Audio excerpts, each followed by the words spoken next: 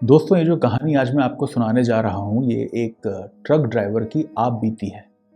शायद एक कहानी नहीं, बल्कि एक हादसा, जिसने इस इंसान की ज़िंदगी हमेशा के लिए बदल दी। इस घटना के बाद उस आदमी ने रात में ट्रक चलाना ही छोड़ दिया और शायद इस कहानी को सुनने के बाद आपको भी रात में सुनसान जगहों पे डर लगने लगे।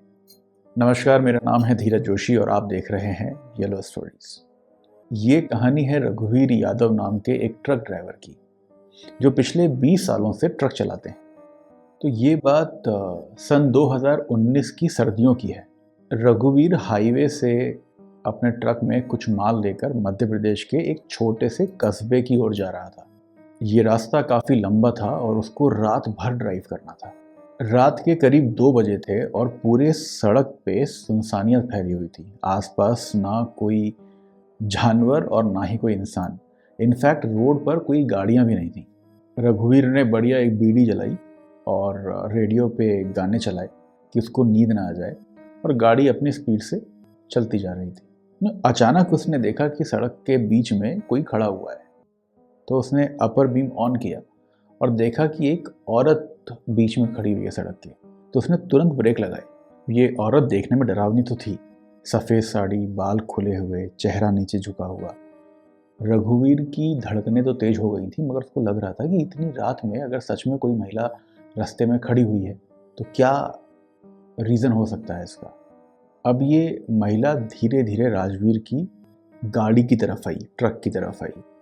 राजवीर को ऐसा लग रहा था जैसे ये चल करके नहीं आ रही है, बल्कि फ्लोट होते हुए आ रही है, उड़ते हुए आ रही है धीरे धीरे।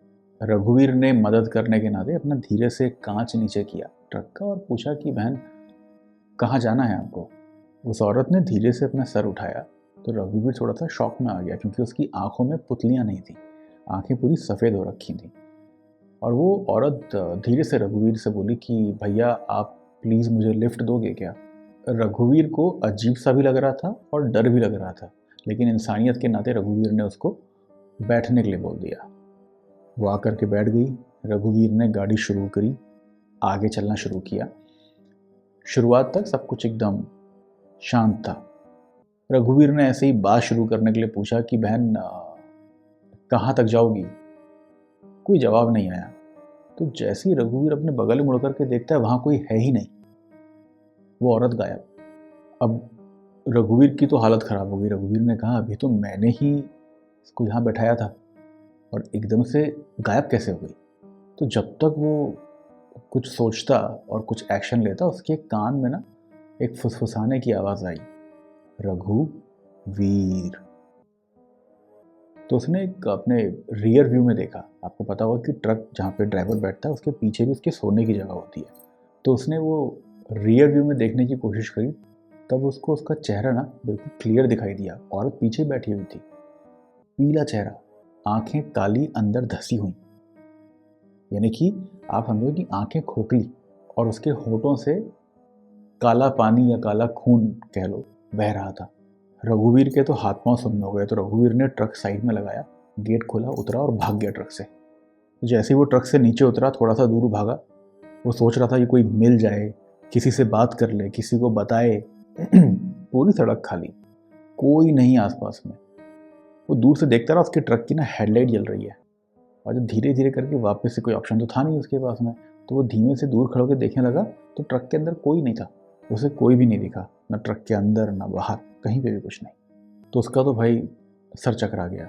जैसे तैसे हिम्मत करके वापस आया, ट्रक में बैठा और आगे की तरफ निकल गया। तो सुबह सुबह करीबन 4, साढ़े 4, 5 का समय होगा।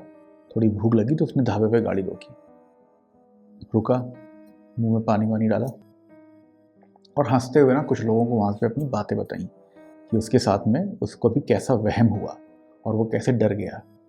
तो वहाँ पे जो कुछ बुजुर्ग बैठे हुए थे लोकल, वो आए उसके पास और बोले कि बेटा हंसो मत, बहुत किस्मत वाले हो कि ज़िंदा बच गए। तो उन्होंने बताया कि यहाँ पे ना बहुत सालों पहले एक नव विवाहित औरत का एक्सीडेंट हुआ ट्रक से। डोली उठने से पहले अर्थी उड़ गई थी उसकी। तब से कई रात ऐसा हुआ है कि यहाँ पे ट्रक ड्राइवरों को, लोकल नॉन लोकल जो यहाँ से गुजरते हैं ना, कई लोगों को कोई औरत दिखती है, लिफ्ट मांगती है, और फिर या तो उनका एक्सीडेंट हो जाता है और या फिर वो पगला जाते हैं।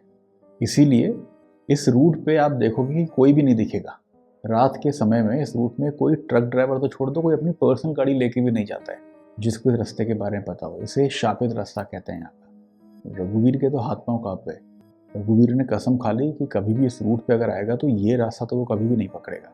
इनफैक्ट रघुवीर ने जाकर के अपने मंडली यानी कि जो उसके साथ के जो ट्रक ड्राइवर थे उनसे भी बताने की कोशिश करी, बट उसकी आधी बात सुनते से ही उसके दोस्तों ने उसको बता दिया कि हाँ भाई वो रास्ता जो है शापित रास्ता है। वहाँ पे कई बार लोगों ने देखा है कि एक औरत जो है लिफ्ट मांगती है, और जिन्होंने भी उसको लिफ्ट दी है फिर वो या तो मर गए या पागल हो गए। उस दिन के बाद से रघुवीर ने कसम खा ली कि वो रात में गाड़ी ही नहीं चलाएगा।